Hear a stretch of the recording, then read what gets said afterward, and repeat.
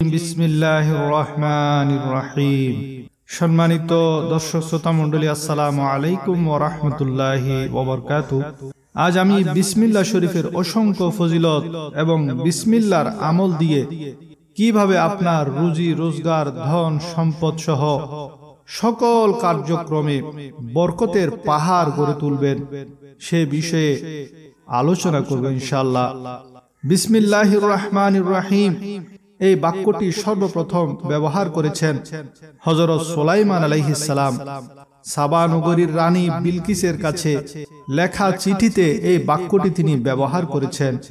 পবিত্র কোরআনের সূরা নামলের 29 থেকে 30 নং আয়াতে সেই চিঠির বিবরণ উল্লেখ রয়েছে।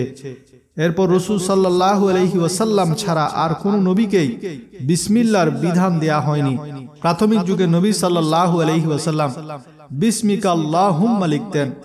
তারপর সূরা হুদের 41তম আয়াত বিসমিল্লাহি মাজরিহা নাজিল হলে তিনি কেবল বিসমিল্লাহ লেখা শুরু করেন। এরপর সূরা বনী ইসরাইলের 10 নং আয়াত কুলিদুল্লাহ আবিদুর রহমান এই আয়াতটি অবতীর্ণ হলে তিনি বিসমিল্লাহির রহমান লিখতে শুরু করেন। এরপর সূরা নামলের 30তম আয়াত বিসমিল্লাহির রহমানির রহিম নাজিল হলে তখন তিনি সম্পূর্ণ বিসমিল্লাহির রহমানির রহিম লিখা প্রচলন করেন।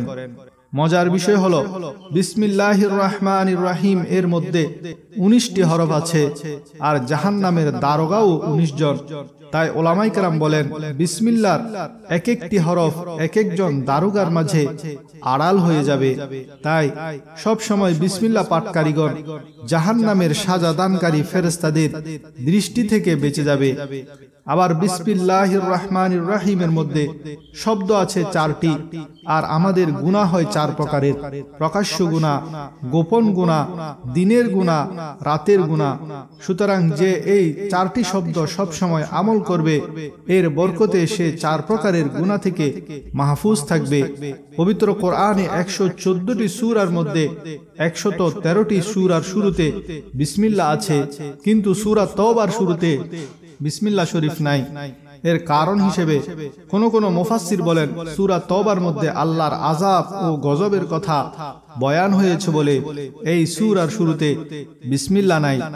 মূলত বিসমিল্লাহ আল্লাহর আযাব ও গজবের বিপরীত। এর মধ্যে শুধু রহমতি রহমত। পবিত্র কোরআন নয়, শুধু শ্রেষ্ঠতম ইবাদত নামাজ শুরু হয় বিসমিল্লাহ দিয়ে। তেমনি শ্রেষ্ঠতম স্থান মসজিদে প্রবেশের সময়ও বিসমিল্লাহ পড়তে হয়।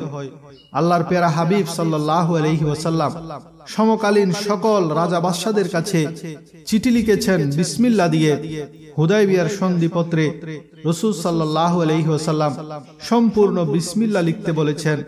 কাফেররা আপত্তি করলে তিনি কেবল বিসমিকা আল্লাহুম্মা লিখেছেন। ঐতিহাসিক মদিনা সনদও শুরু হয়েছে বিসমিল্লাহির রহমানির রহিমের মাধ্যমে। বিসমিল্লাহ পবিত্র কোরআনের একটি অংশ হওয়ায় তারাবির নামাজে একবার উচ্চস্বরে বিসমিল্লাহ না পড়লে খতমে কোরআন আদায় হয় না। ইমাম গাজ্জালী রাহমাতুল্লাহ আলাইহি লিখেন, কেহ কোনো বৈধ কাজ সফল হওয়ার জন্য 1000 বার বিসমিল্লাহির রহমানির রহিম পড়ে 2 রাকাত নফল নামাজ আদায় করলে আল্লাহ তাআলা তার মনের সেই নেক মকসদ পূরণ করে দেন। হযরত শাইখ আবু বকর শিরাজি রাহমাতুল্লাহ আলাইহি বলেন, কেহ 625 বার বিসমিল্লাহির রহমানির রহিম লিখে সে কাগজটি সঙ্গে রাখলে তাকে কেহ কোনো ক্ষতি করতে পারবে না। আপনি যদি ব্যবসায়ী হন, দোকান খোলার সময় বিসমিল্লাহ পড়বেন। প্রথম কাস্টমার থেকে টাকা নিয়ে সেই বিসমিল্লাহ বলে সেই টাকা কেশের মধ্যে রাখবেন। দোকানে একটি মাদ্রাসা বা এতিমখানার দানবাক্স রাখবেন। দোকান খুলে বিসমিল্লাহ বলে সেই দানবাক্সে যতটুকু পারেন সদকা দিবেন। এছাড়া আপনি যে কোনো বৈধ রুজি রোজগার করুন না কেন, যে কোনো কাজ আপনি বিসমিল্লাহ দিয়ে শুরু করবেন, তখন দেখবেন আল্লাহ তাআলা আপনার প্রত্যেকটা কাজে বরকত দান করবেন। তেমনি মহিলারা ঘরের যে গৃহস্থালী কাজ করেন, প্রত্যেক কাজও যদি বিসমিল্লাহ বলে শুরু করে তাহলে সব কাজে বরকত হবে। আপনারা জানেন কোন প্রাণী বিসমিল্লাহ ছাড়া জবে করলে তা খাওয়া বৈধ নয়। আল্লাহ সূরা আনআমের 121 নং আয়াতে বলেন, যেসব প্রাণীর উপর আল্লাহর নাম নেওয়া হয়নি তোমরা সেগুলি ভক্ষণ করো না। হানাফি ও মালিকি ফিকা মতেও জীব জন্তু শিকারের আগেও বিসমিল্লাহ পড়তে হয়। যখন কোনো বান্দা বিসমিল্লাহির রহমানির রহিম পড়ে তখন শয়তান এই রূপ গলে যায় যেভাবে সীসা আগুনে গলে যায়। স্বয়ং নবী করিম সাল্লাল্লাহু আলাইহি ওয়াসাল্লাম বলেন, আমি বিসমিল্লাহ দ্বারা অন্যান্য নবীদের উপর মর্যাদাবান হয়েছি। তাফসীরে কবিরে উল্লেখ আছে, হযরত খালিদ ইবনে ওয়ালিদ রাদিয়াল্লাহু তাআলা আনহুর বিপক্ষে শত্রুরা যুদ্ধের ময়দানে অপেক্ষা করছিল। হযরত খালিদ ইবনে ওয়ালিদের ধর্মের সত্যতা পরীক্ষার জন্য বিষে ভরা একটি শিশি তাকে দেয়া হলো। তিনি শিশির সম্পূর্ণ বিষ বিসমিল্লাহ পরে পান করেছেন, কিন্তু বিসমিল্লাহর বরকতে বিষের বিন্দুমাত্র প্রভাবও তার উপর পড়েনি। রোম সম্রাট একবার খলিফাতুল মুসলিমিন হযরত ওমর রাদিয়াল্লাহু তাআলা আনহুর দরবারে তার মাথা ব্যথার কথা জানিয়ে প্রতিকারের জন্য আবেদন করেছিল। হযরত ওমর রাদিয়াল্লাহু তাআলা আনহু তাকে একটি টুপি প্রেরণ করেছিলেন। যতক্ষণ এই টুপি মাথায় থাকতো ততক্ষণ মাথা ব্যথা হতো না, কিন্তু যখনই মাথা থেকে টুপি সরানো হতো সঙ্গে সঙ্গে ব্যথা শুরু হতো। এই ঘটনায় সবাই বিস্মিত হয়। অবশেষে টুপি খুলে এর কারণ অনুসন্ধান করে দেখা গেল যে তাতে শুধু বিসমিল্লাহ লিপিবদ্ধ রয়েছে। জাবের রাদিয়াল্লাহু তাআলা আনহু থেকে বর্ণিত, তিনি বলেন, নবী করিম সাল্লাল্লাহু আলাইহি ওয়াসাল্লামকে বলতে শুনেছেন, কোন লোক তার ঘরে প্রবেশকালে এবং তার আহার গ্রহণকালে মহামহিম আল্লাহকে স্মরণ করলে শয়তান তার সাঙ্গ পাঙ্গকে বলে, তোমরা রাত যাপনের স্থান ও রাতের আহার থেকে বঞ্চিত হলে। সে তার ঘরে প্রবেশকালে আল্লাহকে স্মরণ না করলে শয়তান বলে, তোমরা রাত কাটানোর জায়গা পেয়ে গেলে। সে তার আহার গ্রহণকালে আল্লাহকে স্মরণ না করলে শয়তান বলে, তোমাদের রাত কাটানোর জায়গা এবং রাতের আহার উভয়ের ব্যবস্থা হয়ে গেল। সুতরাং ঘরে প্রবেশের সময় বিসমিল্লাহ বলে প্রবেশ করবেন, তাহলে ঘরে শয়তান প্রবেশ করতে পারবে না। মুসলিম শরীফের হাদিস, রাসূল সাল্লাল্লাহু আলাইহি ওয়াসাল্লাম বলেছেন, যেই খাদ্যে বিসমিল্লাহ পড়া হয় না সেই খাদ্যে শয়তানের অংশ থাকে। রাসূল সাল্লাল্লাহু আলাইহি ওয়াসাল্লাম খাবারের মজলিসে জৈনক সাহাবী বিসমিল্লাহ ব্যতীত খাওয়া শুরু করে, পরে যখন স্মরণ হয় তখন বলেন বিসমিল্লাহি আউয়ালিহি ওয়া আখিরিহি। তখন রাসূল সাল্লাল্লাহু আলাইহি ওয়াসাল্লাম এই অবস্থা দেখে হাসতে লাগলেন এবং বললেন, শয়তান যা কিছু খেয়েছিল এই সাহাবী বিসমিল্লাহ পাঠ করার সঙ্গে সঙ্গে সে সবগুলা বমি করে দিয়েছে। তিরমিজি শরীফের হাদিস, হযরত আলী রাদিয়াল্লাহু তাআলা আনহু থেকে বর্ণিত, কোন ব্যক্তি যদি পায়খানায় প্রবেশকালে বিসমিল্লাহ পড়ে তবে জিন ও শয়তানদের দৃষ্টি ওই ব্যক্তির গুপ্তাঙ্গ পর্যন্ত পৌঁছতে পারে না। সুতরাং আমাদের উচিত পায়খানায় প্রবেশের আগে বিসমিল্লাহি আল্লাহুম্মা ইন্নী আউযু বিকা মিনাল খুবসি ওয়াল খাবায়েস পড়ে তারপর যাওয়া।